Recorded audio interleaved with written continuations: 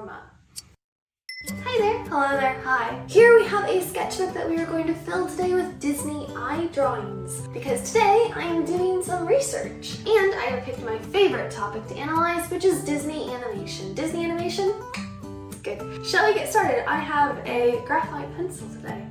The main goal of today is to see the way Disney eyes have changed throughout the years, and to see if you could tell who the character is by just the eyes. How different are they? These are the eyes that we are starting with, and who do you think these belong to? Let's downsize them to make them more proportionate to draw, and you can now see that these are the eyes of Snow White. And they surprised me. What I found most interesting about her eyes is the lack of realism, actually, the lack of liveliness. They look a little bit odd when they're isolated. However, they do make sense on the character. Also, something to note is this was a groundbreaking animated feature. They're just starting to write the rules. It just kind of surprised me how dead inside the eyes looked.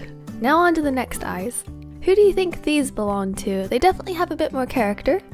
The nose was kind of a giveaway here, but yes, these do belong to everyone's favorite wooden puppet, Pinocchio. And again, his eyes do have more life. I think the main reason for this is the shine in them, that little white dot in the pupil. So they do look happier. It's very picturesque, but the shape is still quite simple. And yes, if you've caught on by now, we are starting with the classic early Disney characters. Mainly because at this point, I'm wondering at what point Disney started showing real emotions in their eyes. Villains, or characters with expressive eyebrows, have the ability to show more emotion, or if a teardrop shows, you know the character's sad, but Disney's heavily relying on other elements to show the emotions of the character rather than just the eyes. Here's Dumbo, for example, and when Dumbo's eyes are by themselves, you can't really tell what Dumbo is feeling. You do need the rest of the character there. Here's a little fact for non-artists about drawing. Different teachers will have various styles when it comes to teaching their students what stages to do an art piece in. Typically speaking, when it comes to drawing profiles, though, you are encouraged to not start with the eyes. There are many reasons for this. Good reasons.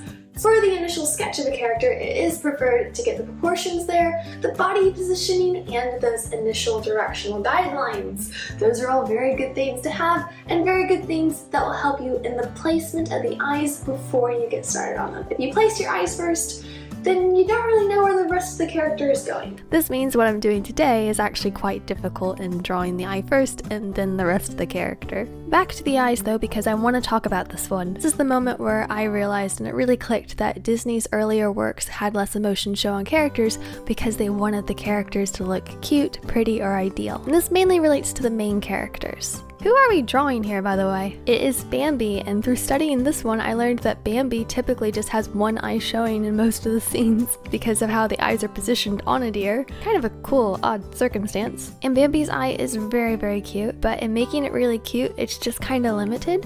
Which brings us to this character. Who's more idealistic than the charming Cinderella? Better eyelash details coming in now, and shine shapes in the pupils. However, most of her scenes have her eyes downcast actually, and the eyes themselves are very non-expressive. Thoroughly surprised me because Cinderella has a few cry scenes and things, but in those scenes she's just throwing her head in her arms, so her eyes are very, very enchanting. But part of the enchanting element of them is that they just are so perfect. However, making the eyes so perfect all the time, the animators really again had to rely heavily on the outside elements to show Cinderella's emotions. And as the viewer, you have to infer a lot of her emotions. It's interesting, it's fascinating. Let's take a little side adventure with a side eye again. Who do you think this eye belongs to? Sorcerer Mickey. Mickey's eye is very clean, non-complex. It's very memorable. However, they're still very simple, which I will note here, simple doesn't mean bad. It's just really interesting to me going through movie clips and stills and focusing on just the eyes and face. I really do like Disney, and this is a fun way to look at things differently. For one thing, 2D animation is incredible. It's just, there's something really incredible about it. It takes a lot more effort, a lot more work, a lot more money, a lot more animators to make it happen. And I think that shows through in the final pictures, which is why people like it so much. You can see the effort. Not to say that computer animation does not require effort. Oh my goodness, not only does it require artistic talent, it requires a lot of math and a lot of hours in front of a computer screen, which I struggled with. With this eye, it really clicks with me that female characters are actually the ones with empty eyes. This means that they do look nice. They are round, they are wide, they have delicate eyelashes and color to them. That being said, life is messy, emotions are messy, and maybe even a bit misshaped, ugly, and imperfect. And having to make the female princesses or leads look perfect, the animators were actually limited and restricted in what they could do with the design of the character. Not to say they didn't have life in the actual movies themselves, they very much do. I'm just learning that the animators had to rely on other elements to pull emotions into each scenario. So you've got setup, other characters, changing in the voice, and again, Disney's still inventing the game here. It's their own game, so they have to break their own rules and boundaries, but it's very much a learning process for the animators as well. This next one might shock you, but it actually is Peter Pan. Peter Pan can be hard to draw, and surprisingly hard to make him look like Peter Pan. This sounds silly, but to put in basic terms, the ideal Peter that pops into your head when you hear his name, Peter Pan, is a little bit different than the actual character design. He's got a mischievous, pixie-like appearance to him. So here we're learning that the boy characters, in being less Disney picturesque pretty, are able to contain the elements needed to convey more emotion just through the eyes. Going back to Wendy here though, her eyes, pretty, resemble Alice and Cinderella a lot in that they're a bit dead inside. I'm not trying to sound rude there, it's better than anything I could do. It's just really fascinating to me that the more idealistic something is, the less emotion it has.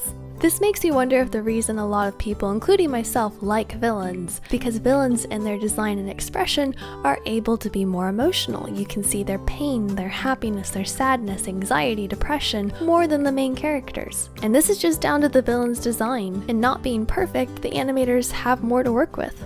Let's circle back around to these ones. These eyes belong to Sleeping Beauty, and at this point, I can definitely say that each Disney character does have eye traits that differ from the other one, and I think that's special. Something that I truly love when it comes to Disney and Pixar when it comes to character design, and I've said this before, is that you can tell which character it is just from the silhouette.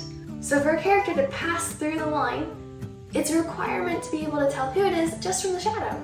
That's so incredibly hard to do. And here we are. This is the moment, the movie, the characters, the main characters, where you can actually see emotion in just the eyes by making the shapes of the eyes subtly imperfect. It's simple, sweet, you can see the joy in the expression. And who are they? Lady and the Tramp. And just the shape of the eye, emotion is there. And my thought here is that the animators were trying to make the dogs have more human-like expressions, and in doing so, they outdid the human work they have done in the past. So dogs are the answer to Disney animation learning how to draw eyes with emotion the moment they became eye masters. Literally the next movie, I feel like they're just going with it because it's 101 Dalmatians. From just the eyes alone, you can see what the character is feeling, and that is what has been missing. Eyes convey so much of a character's emotion. Eyebrows of course can help, and so can a frown and a smile, but the eyes and Lady and the Tramp and the dogs is where Disney was like, right, we got this. Beforehand, you couldn't tell what the character was feeling without getting the full picture, and now you can. Doing a couple more here just for fun. This is The Jungle Book. If you've enjoyed this video, please let me know in the comments below, and let me know if I should continue with more Disney movies, or if I should draw the eyes of other animations and things that you've seen. Let me know, and I will be seeing you very soon. Bye! Goodbye, bye.